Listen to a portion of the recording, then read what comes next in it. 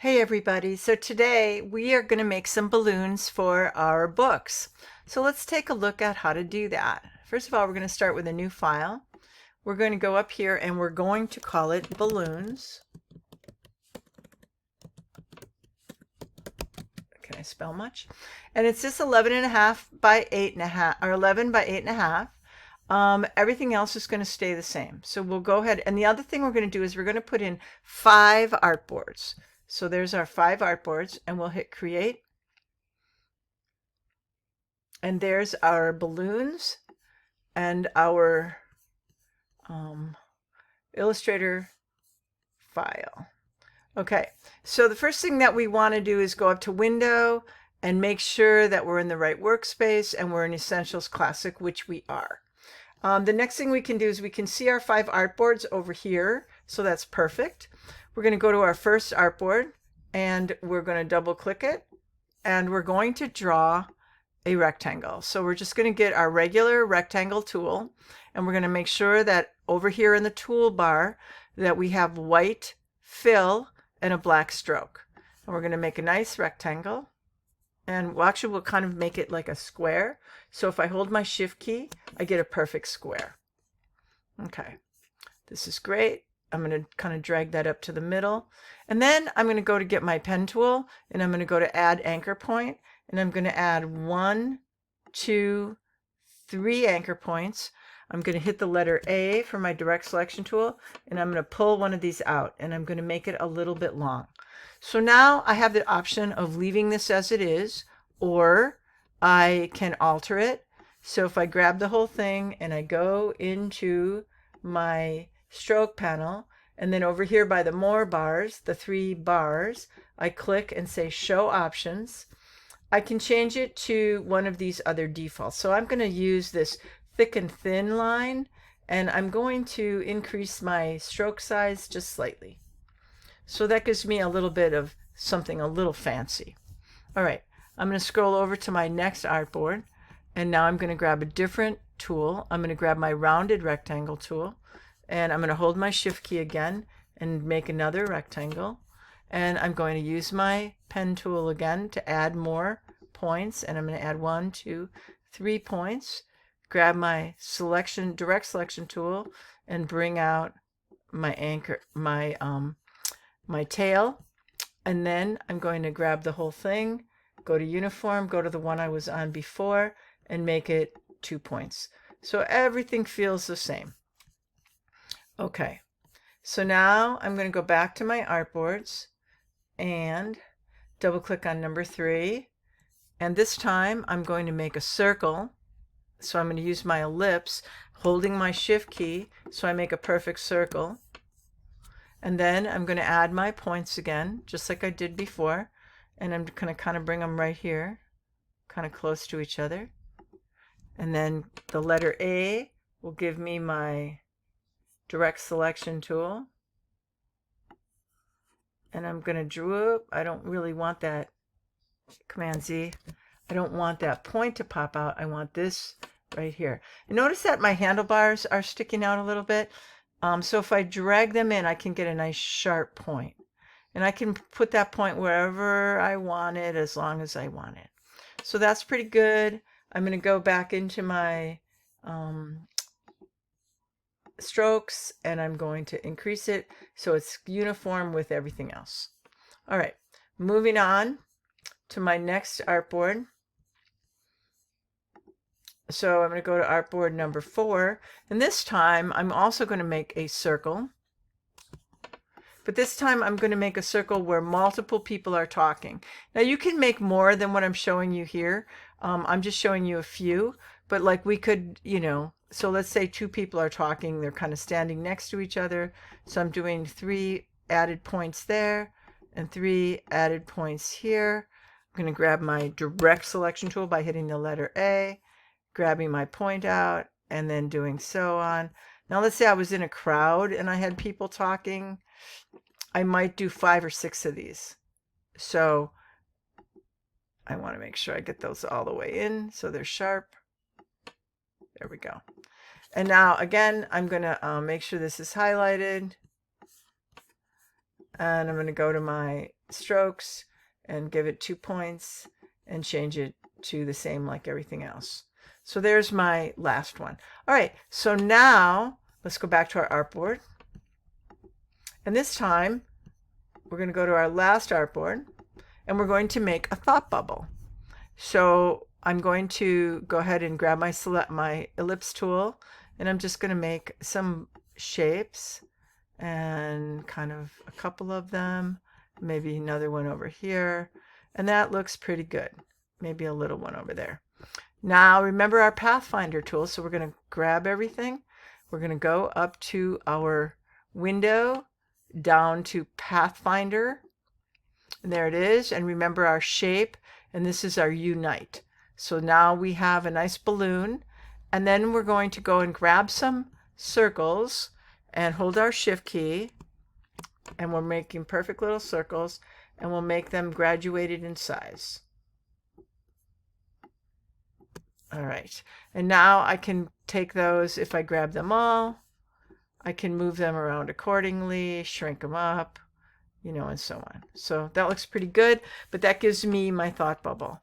Now I'm going to go File, Save As, and I'm going to save them on my computer. And I'm probably going to put them into, let's just take a look here and go into GD 1500, and we will say, no, we don't want to go there. Let's see, we'll go in by Sheila, and I'll make a new folder here, and I'll call this one Balloons. But you would put this in right with your characters and everything else, and you would just leave it as an AI file. And we're going to hit save, and we'll say OK. So then when it comes time to bringing these in, you can put words in here, you can group them together, you can change their shape by using the direct selection arrow in InDesign. So these are really wonderful, a great way to do it. You've got them all built. So let's just for a quick minute open up InDesign and see what that might look like. And we'll go here and it's open. So it's taking a second.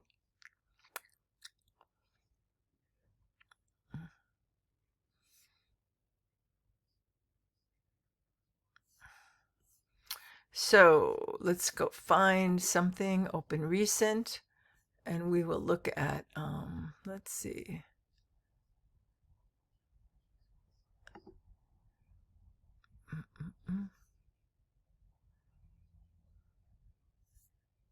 Nope, that's not what we want.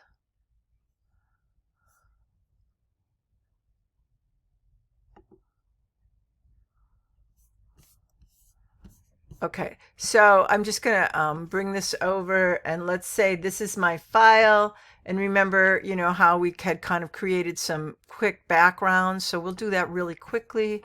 We'll just go ahead and bring in some imagery.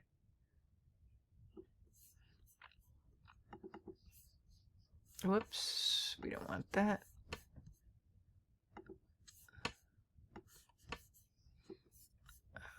Looks like some of my things did not come over. That was why that happened. Let me just bring them in. Okay. All right.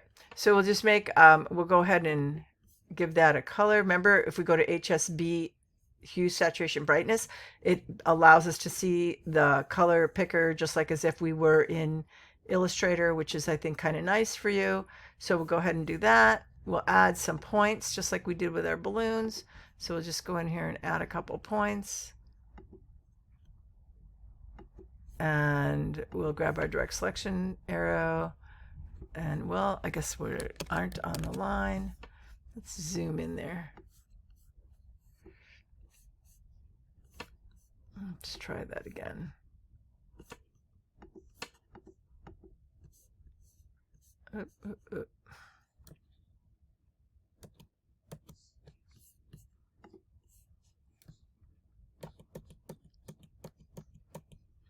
There we go.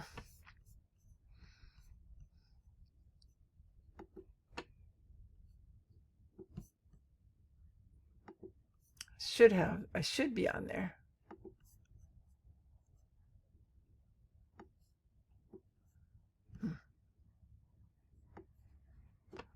For some reason, there it is. All right, I just wanted to create, something a little bit more interesting. All right, so there's our kind of grassy knoll background. Let's go ahead and bring in the sky. Command 0, negative. Let's make this smaller. All right, we're going to bring this guy in, and we're going to bring in another, and we'll bring in our sky. And we can clean these up later and make them look a little bit more the way we want. And we'll drag that down, and then we'll send it to the back. Kind of move it over there. Just tighten it all up size-wise.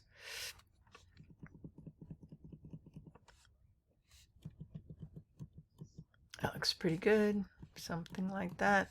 All right, and then we'll go to Object, Arrange, Send to Back. And now, let's say I have a character in here. I'm not going to put a character in right now, but let's say I did. So now if I want to bring my balloon in, I'm going to go over here and I'm going to just create a frame. So my frame is ready for whatever I'm going to put in there. Now if I hit Command D, it's going to say, where do you want to go? And I'll say to my balloons, and I can go to my balloon file. But remember, you want to have show options always on. And so we'll hit OK. And then I'll scroll through and maybe I'll pick the round one. And then we'll say OK. And then I can go immediately to let me just make this bigger and get back into Essentials Classic. There we go. And then we're going to go immediately to our fitting thing. So there's our fitting. And then we say, oh, well, we want it to be a little bit more, not so round. So I can just go to my direct selection arrow.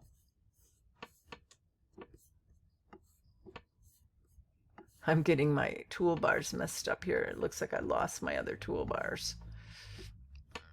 Oh, there it is again. It went to my other screen.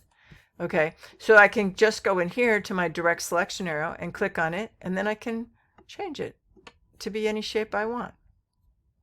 Right? So if I want it rectangular, or more oval shaped, let's say I want the arrow to go in the other direction. All I've got to do is go to my object, go to transform, and go to flip horizontally. And see how it moves it? This is a funny thing it does. It moves it out of the box. It's still here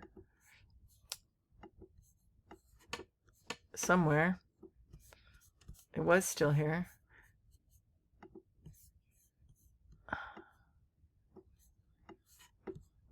Let me Command Z. There it is. So let's go flip horizontal. Object. Transform,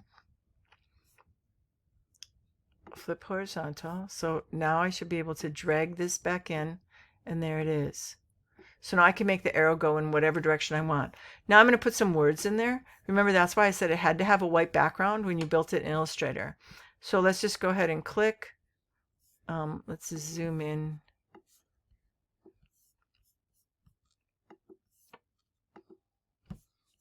Wow, my computer is like acting weird today, I tell you. Yeah, see, it's not even letting me.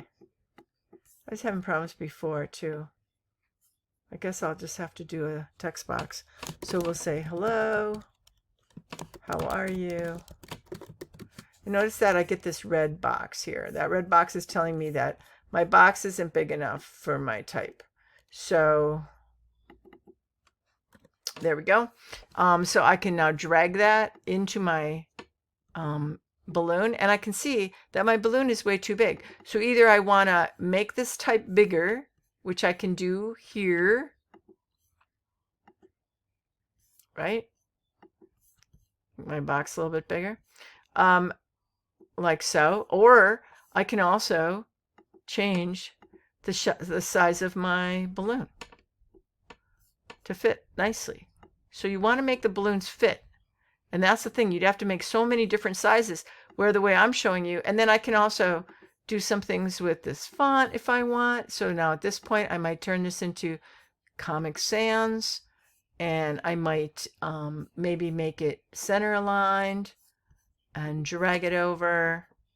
And then I can kind of get a kind of a cool looking thing. So at this point, I grab everything and I group it. Command G. And now notice that I have this little dotted line here. So now I can go ahead and drag this onto my comic page and I'm good to go. And I can keep bringing in other ones. I can copy this, Command C, put it somewhere else, Command V, and then I can ungroup it, Shift Command G, and I can change the words. I'm fine. How about you? And all I got to do, if it's a little too big, I think I might just make it a little smaller. So I will go into my font up here and make it 20 instead of 24. And now it fits really nicely. Bring it back, grab the whole thing, group, Command G. Now I'll bring it back over to my other page. And there it is. And let's say I say, oh, you know, I really need that balloon to go in the other direction. Okay, let's ungroup it. Shift Command G, ungroup. Let's go back to just the balloon. Now I will go Command, Object, Transform, flip horizontally. It's still over there. Just bring it back. There it is. And now I can group it again. So I'll grab the balloon and the words, and hopefully I got them both. Command G, and now I've got it. It'll work together. And there's my very quickly how you put in balloons. And the nice thing is you can have these go off the page a little bit. It does, as long as you don't lose your words. This is why you have those margins, so you know kind of where your words are going to go and you don't lose them to get cut off. Like same thing at the top, right? But you can have them go outside of a picture plane, and it's very, very interesting. So I hope this was helpful. And yeah, how you make balloons.